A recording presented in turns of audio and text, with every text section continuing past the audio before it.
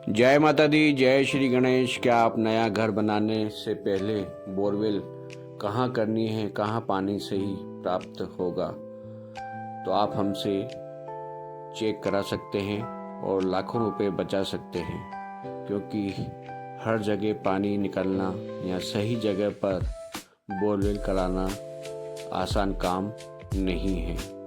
आइए चलते हैं। हमने एक प्लॉट है जो कि हमारे ही मित्र का है, यजमान का। 14 फुट चौड़ाई और 50 फुट गहराई। इन्होंने कहा कि पंडित जी हमें बोरवेल कराना है, किस जगह कराना चाहिए, कहाँ पर्याप्त पानी निकलेगा, क्योंकि आज की महंगाई के दौर में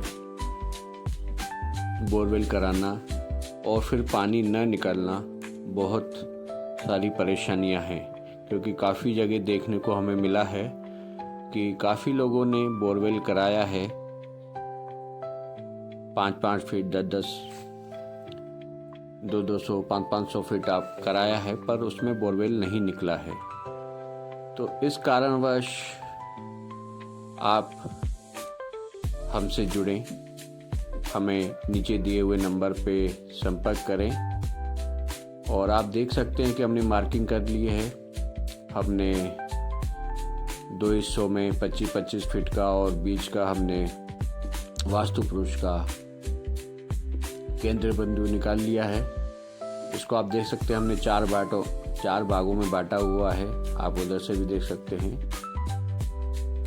अग्नि कोण से लेके ईशान कोण तक, क्योंकि इनका पूर्व मुखी प्लॉट है। बेहतरीन प्लॉट है और अच्छा बनेगा। 14-50 का प्लॉट है। एक बेहतरीन प्लॉट के साथ हमने छोटा सा पूजन, प्लॉट का शुद्धिकरण, गंगा जल, सभी नदियों का उसमें वास करके सभी दिशाओं में उनको 10 दिशाओं का अवगत करा के हमने शुद्धिकरण कराया और वास्तु पुरुष को निमित्त करके एक छोटा सा पूजन करके हमने यह कार्य शुरू किया, जो कि एक ब्राह्मण द्वारा होना चाहिए, और हमने वह कार्य किया। और आप देख सकते हैं कि हमने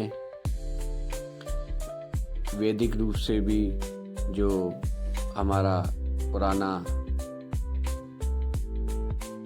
मेथोलॉजी चलता आ रहा है श्रीफल से, और हमें हमारे बड़ों द्वारा मंत्र भी दिया जाता है, जो कि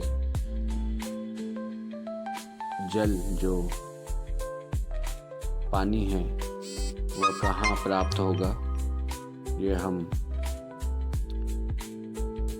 जान सकते हैं।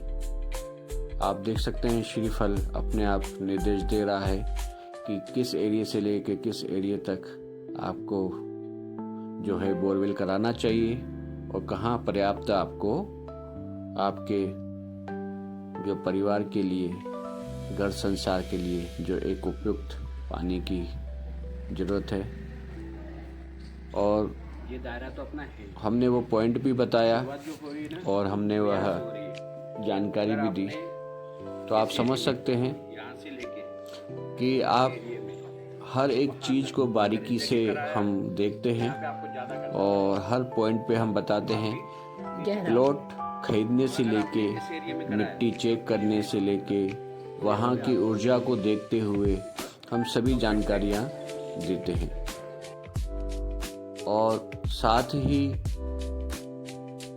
अंत तक जब आपका मकान पूर्ण बन जाता है तो हम 3 दिन का, 5 दिन का वास्तु पूजन भी करते हैं, गृह प्रवेश, क्योंकि हमें मालूम है कि किस मिट्टी या किस जगह या किस दिशा, क्योंकि शुरुआत से ही जो हमने कार्य किया है इस प्लॉट पे, इस मकान बनाने पर, तो हमें उसकी सभी जानकारियां हैं। हमने एक जल रूपी कलश से भी यह क्रिया जो हमारे बड़ों द्वारा बताई गई है, तो हमने इस प्रकार से भी देखा कि वही पॉइंट बार बार दर्शा रहा है। फिर हमने एल लोड से भी चेक किया, जो कि एक वैज्ञानिक पद्धति के साथ साथ हमारी एक पुरानी पद्धति है कॉपर की एल लोड के साथ।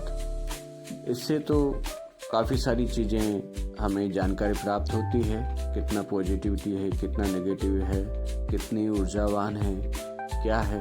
तो ये सभी चीज़ें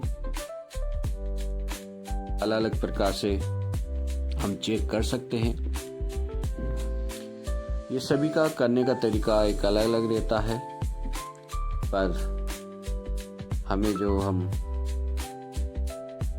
काफ़ी सालों से करते आ रहे हैं काफ़ी जगहों पे, चाहे वो आपके खेत खलियान में बोरिंग हो, चाहे कोई फ्लैट या कोई कॉलोनी आप काट रहे हो, सब जगह हम पानी चेक करके, वहाँ की ऊर्जा चेक करके आपको बता सकते हैं कि कहाँ क्या उपयुक्त होगा, कहाँ पर गार्डन आपको करना चाहिए, कहाँ आपको पानी की टंकी रखनी चाहिए, कहाँ अंडरग्राउंड पानी का टैंकर रखना चाहिए, किस एरिया में आपको क्या बनाना चाहिए। ये सभी चीज़ें हम वास्तु अनुरूप आपको सही जानकारी देते हैं। यह परिवार भी एक सनातनी परिवार हमारे साथ जुड़ा है, जो कि बिल्कुल ही बारीकी से हमसे काफ़ी जानकारी ले रहे हैं, और हमने उनको सभी चीज़ें बताई कि आप अगर शुरू से ही वैदिक रूप से और वास्तु अनुरूप अगर आप कार्य कराते हैं तो आपको कोई भी प्रॉब्लम नहीं होगी। हाँ, एक छोटा प्लॉट होने के कारण 70-60% वास्तु का कार्य किया जा सकता है। 100% जब हमारा 4 से 5,000 स्क्वायर फीट की ज़मीन होती है तो पूर्ण रूप से उसमें वास्तु अनुरूप मकान, वैदिक मकान जिसको हम कहते हैं, वो बन सकता है।